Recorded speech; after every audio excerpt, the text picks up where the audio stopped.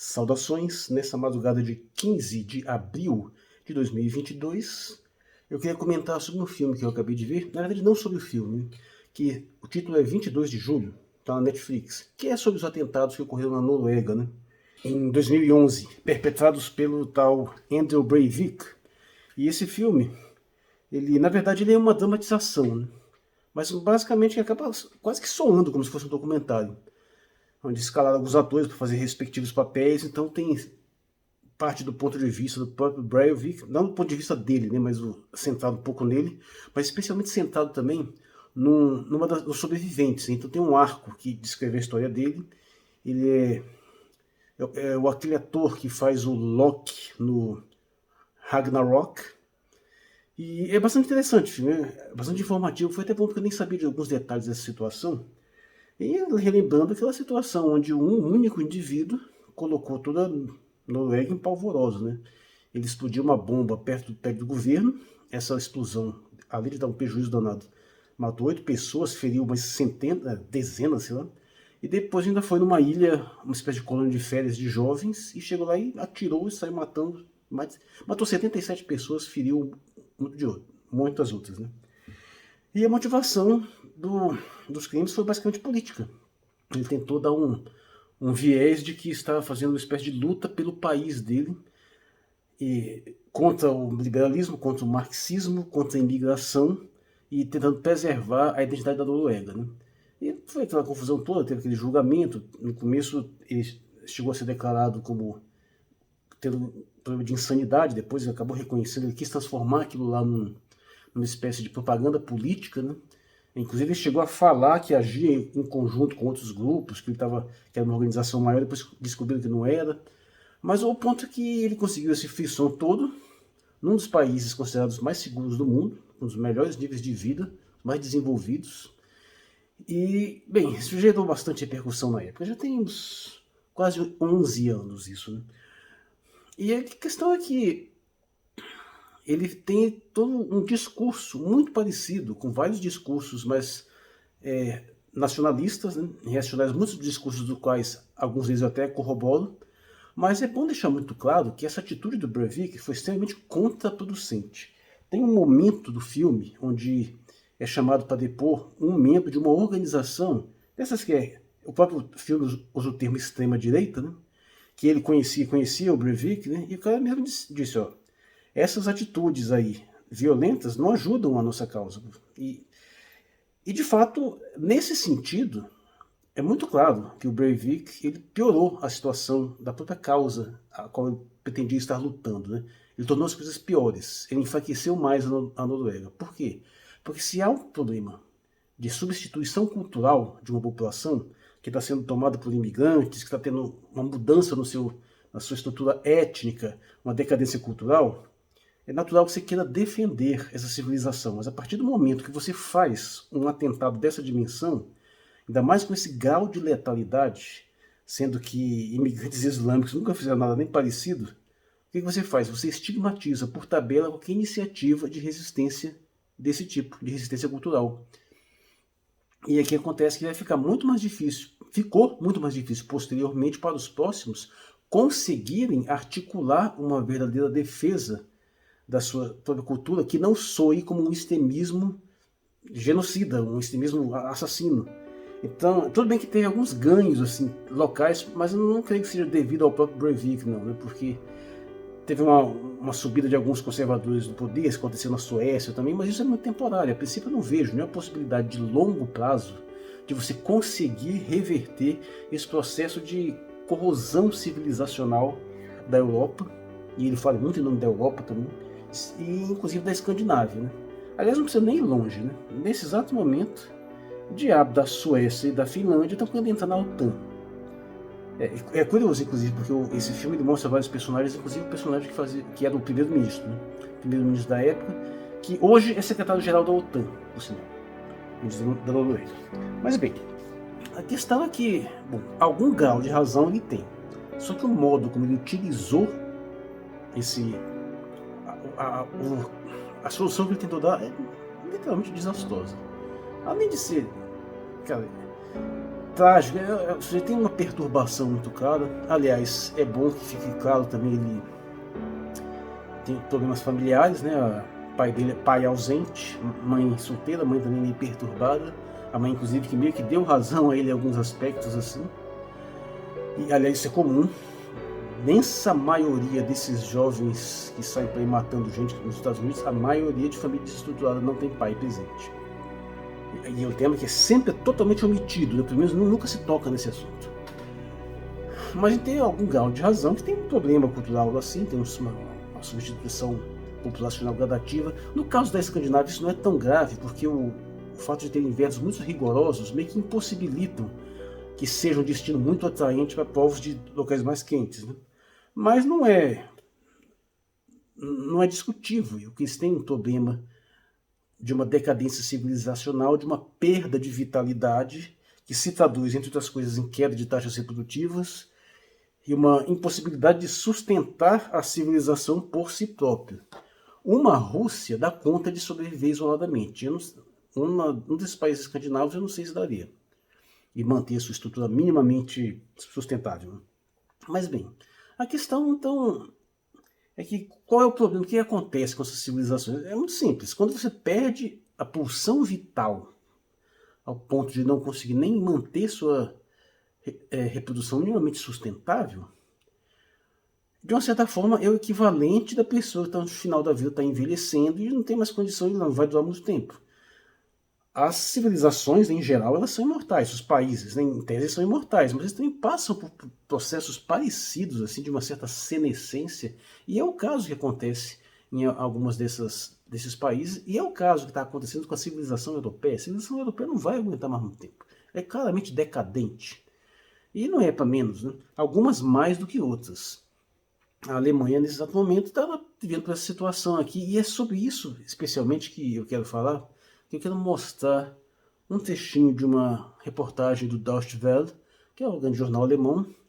E, bom, dei uma ouvida nisto aqui. Uma projeção divulgada por especialistas aponta que as duas principais igrejas na Alemanha, a católica e a evangélica protestante, estão perdendo cada vez mais fiéis. Juntas, elas reúnem atualmente menos da metade dos alemães. No ano passado, 51% dos alemães ainda pertenciam à Igreja Católica ou à Igreja Evangélica. Para efeito de comparação, em 1990, 72% eram membros de uma das duas grandes igrejas. Uma projeção das igrejas prevê que em 2060, apenas cerca de 30% da população será católica ou protestante. Além da morte de paroquianos, as igrejas tiveram de enfrentar inúmeros pedidos de desfiliação nos últimos anos por diferentes motivos. No caso da Igreja Católica, grande parte deles se deve a escândalos de abuso de menores por membros do clero. Outro motivo seria o desejo de economizar com impostos, já que na Alemanha, se a pessoa declara oficialmente ser filiada a uma das duas grandes igrejas, paga um imposto obrigatório. Essa eu não sabia. Um imposto obrigatório caso você seja cristão assumido. Olha, eu não preciso nem pesquisar para saber que o muçulmano não tem esse problema.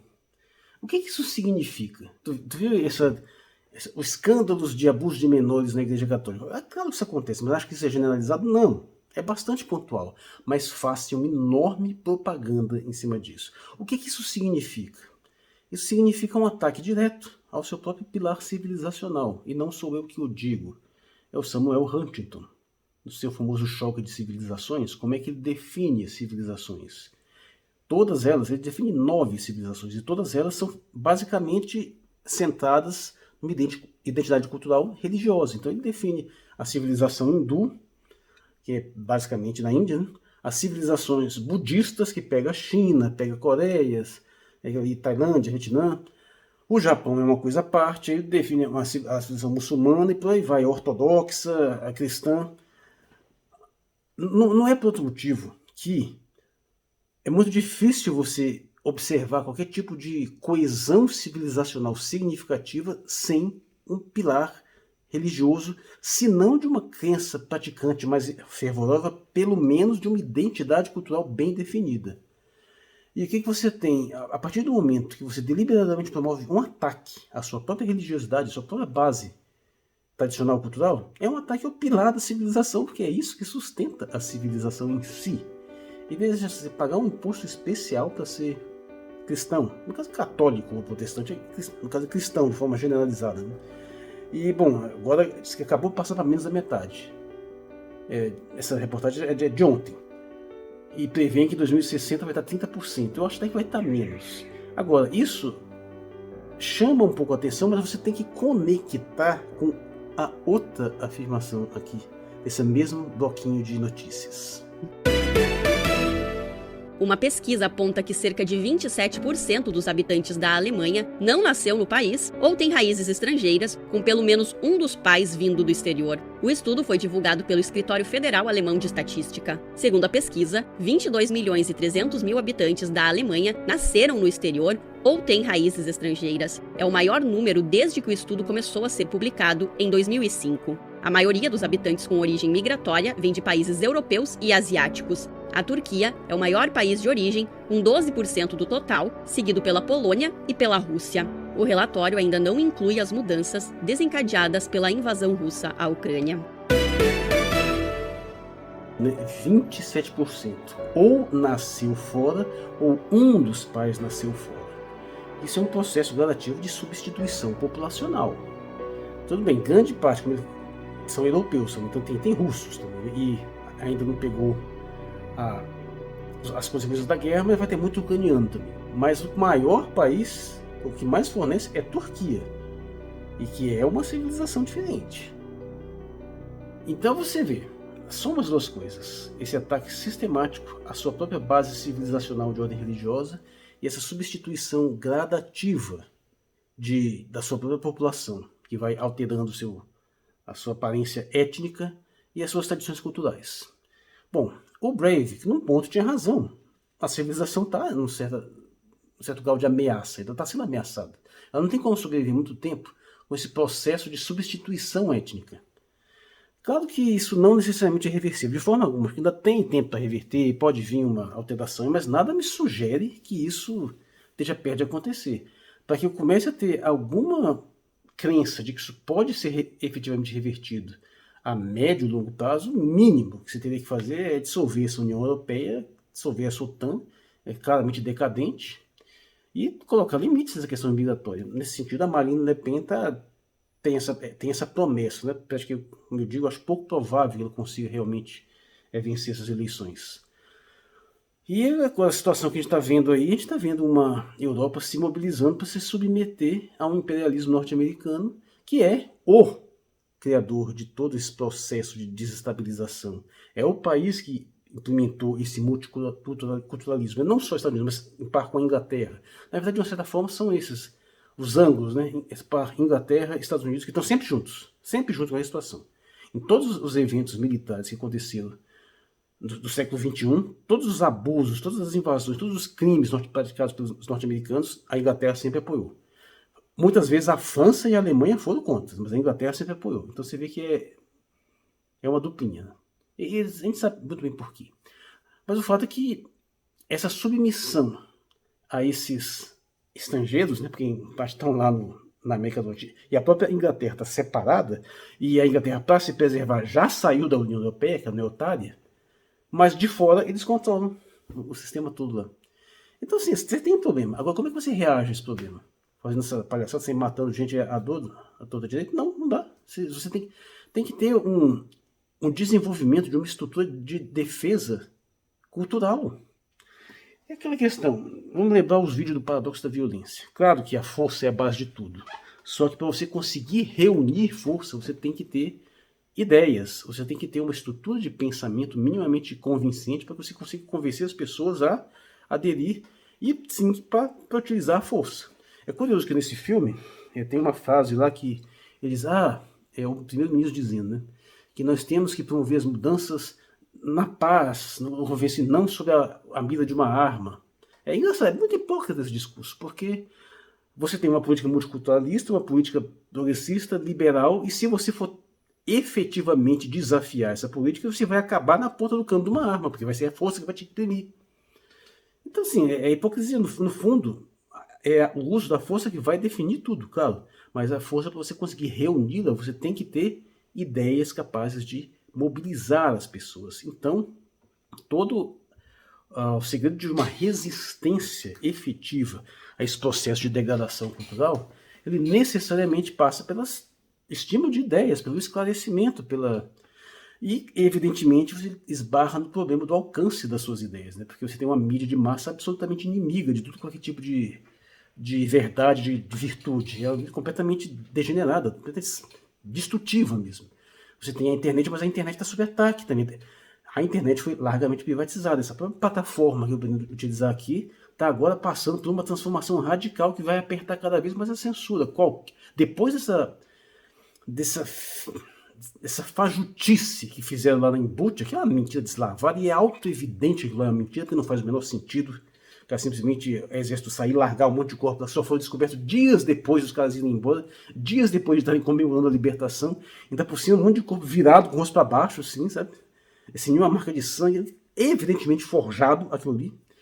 E é aquele caso, é aquele pacto da mentira. Todo mundo sabe que aquilo ali é forjado. Ninguém acredita naquela porcaria. É evidente que é forjado, mas é aquele caso. O cara que está dizendo sabe que é mentira, o cara que está ouvindo sabe que é mentira, um sabe que o outro está mentindo, mas eles fingem que acreditam para levar adiante uma canalice. Então, esse é o ponto.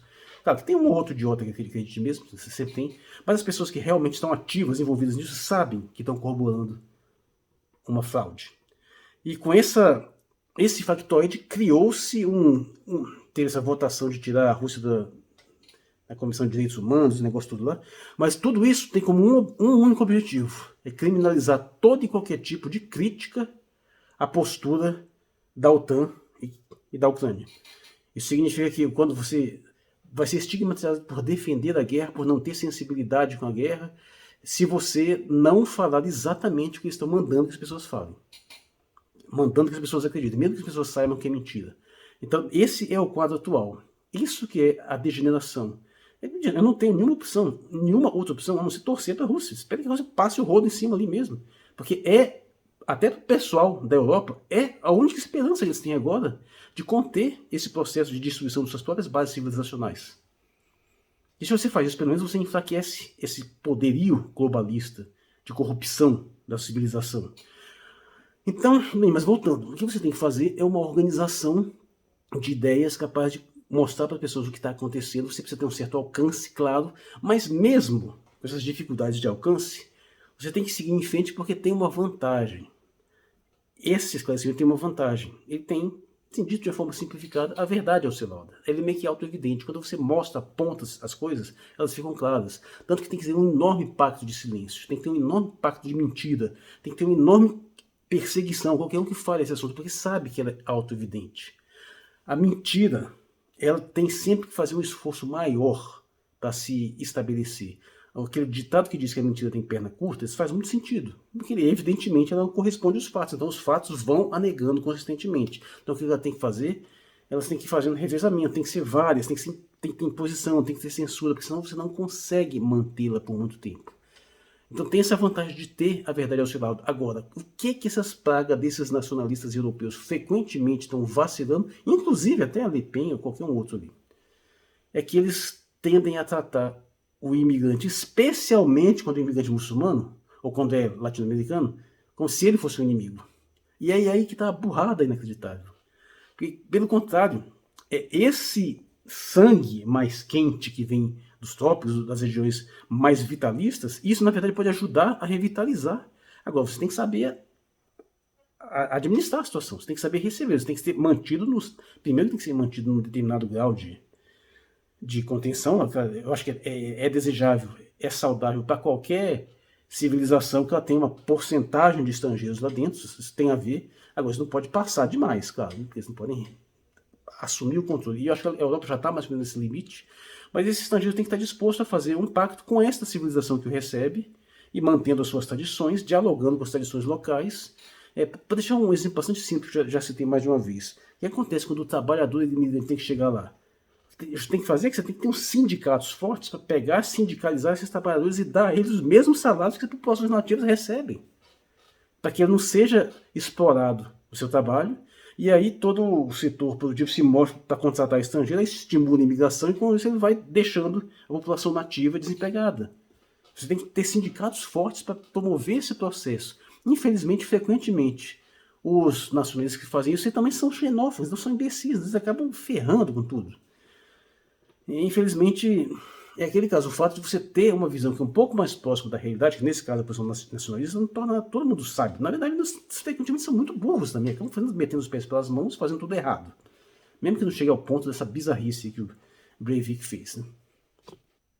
A questão é que esse declínio civilizacional, ele é evitável, ele pode ser revertido, mas ele demanda um tipo de esclarecimento, um tipo de mobilização que a maioria das pessoas que assumem essa liderança dessa causa não é capaz de fazer. Eles acabam se complicando, metendo os pés pelas mãos. Na realidade, é mais nisso que tem residido esse apelo da quarta teoria política, né? Porque ela promete superar esses problemas relativos a essas deficiências que se chama da terceira teoria, do terceiro paradigma teórico que envolve o nacionalismo. E que, inclusive, cometeu erros tão brutais que explicam, em parte, o que está acontecendo. A própria Alemanha está nessa decadência toda. Mas vamos ser sinceros, nós queremos que a Alemanha reverta esse problema e volte a ser o que era antes? Nós queremos um quarto Reich aí? Esses caras mataram 20 milhões de russos. O índice de mortes que a Alemanha nazista causou é o que? 40 milhões? Um negócio assim brutal.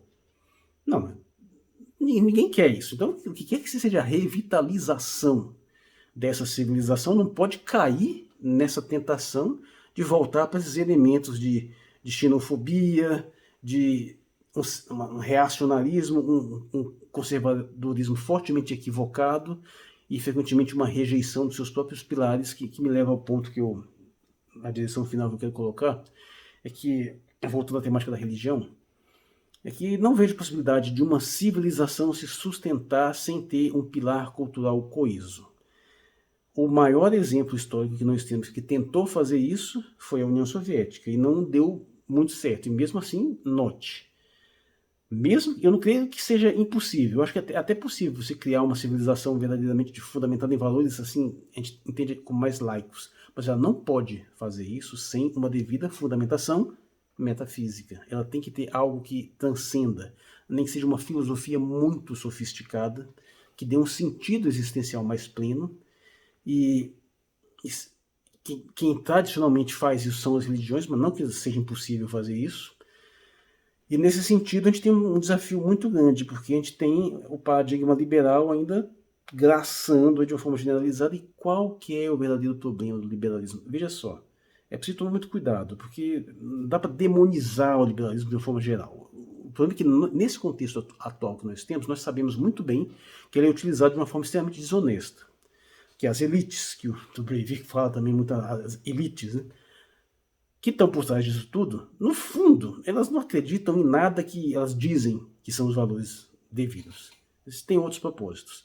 O problema desse liberalismo atual é que ele é essencialmente individualista no mau sentido. Eu tenho um vídeo sobre individualismo que é bom ser revisto, né? Mas é aquele caso, é desconectar a pessoa dos seus fundamentos culturais, das suas raízes, das quais ela veio, porque a gente nasce num contexto cultural, a gente recebe uma linguagem, recebe uma série de elementos, e sim, uma coisa é você transcender isso, se individualizar num nível acima, outra coisa é você meio que cortar a sua conexão com isso. Não que isso não seja possível. Eu acredito que sim, é possível haver um ser humano desconectado, um ser humano universal, totalmente liberal, mas isso são poucos que vão ser capazes de fazer isso. Talvez até digo mais. O homem verdadeiramente superior é o homem, de uma certa forma, que está meio que desconectado de alguma coisa específica, mas ele consegue se conectar com o todo. Só que são indivíduos extremamente raros esses. Você não pode empurrar isso para uma civilização inteira, porque 99% vai pegar isso e não vai conseguir lidar com a situação devidamente. Então ele se desconecta de tradições culturais, de valores simbólicos, de certo código moral e vai mergulhar em porcaria, e vai viciar em droga, e vai ficar assistindo mídia de massa, e vai submeter a qualquer tipo de porcaria, outro tipo de movimento, qualquer tipo de sucedâneo de religiosidade. Isso é estimulado para quê? Para enfraquecer as sociedades, para enfraquecer os países, para permitir de serem mais facilmente explorados. É por isso que eu vejo tanto sentido na ideia de que estas elites possuem uma espécie de religião oculta própria, porque isso daria um sentido simbólico muito claro. Tem muitas denúncias aqui especialmente daquele filme De Olhos Bem Fechados, né, do Stanley Kubrick. É uma coisa que também é denunciada no Código da Vinci, especialmente no livro, você lê o Código da Vinci, você aprende bastante coisa naquele filme, né? Que aparentemente essas elites plutocráticas bilionárias, elas têm uma religião própria. Isso faria muito sentido, não sei se é verdade, mas faria muito sentido, porque isso lhes dá uma coesão que elas querem negar aos outros povos. Mesma coisa da família, né? Eles conservam esse poder concentrado, que é o poder familiar, a hereditariedade, que é o maior poder mobilizador possível, ao mesmo tempo que eles tentam destruir esse poder na civilização, na sociedade em geral. Então, esse aqui é o ponto. Eu acho que há um lugar para este ser humano totalmente desconectado, mas é uma espécie de super-homem nietzschiano. É o cara que é capaz de transcender essa sua dimensão de onde ele veio, mas ele não passa a negar aquelas dimensões, ele não passa a destruir, ele passa a pôr um grau de percepção do todo muito maior que o permite se conectar com a humanidade toda. Só que são raríssimas pessoas que falam isso. São homens superiores, e eu estou dizendo que sou eu, não eu, porcaria nenhuma. Eu acho que o mínimo que isso exigiria de alguém é você ter um conhecimento mais amplo do mundo, falar vários idiomas, conhecer várias culturas. Mas sim, eu creio que isso é possível, mas é para poucos. A grande maioria das pessoas precisa estar conectada com uma tradição, precisa estar mais amarrada a valores culturais, porque elas não são capazes de se garantir por si próprias. E a galera que está financiando esse processo de destruição toda sabe disso. Mas é basicamente isso, Ricardo, que eu queria dar. Até passei um tempo maior que eu gostaria de sem colocar no vídeo, né? Sei que eu ainda não quero me comprometer a publicar vídeo todos os dias, porque eu não sei se eu consigo manter esse ritmo, mas seria o ideal. Eu estou mantendo aquela estrutura de que se um vídeo já passou de 24 horas e de 100 visualizações, se eu tiver um vídeo ponto eu solto, mas nem sempre eu tenho.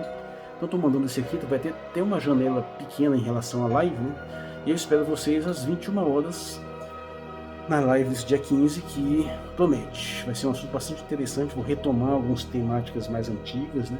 E fazer uma devida conexão com temáticas atuais. Eu sou o Marcos Loureiro XR, na madrugada de 15 de abril de 2022.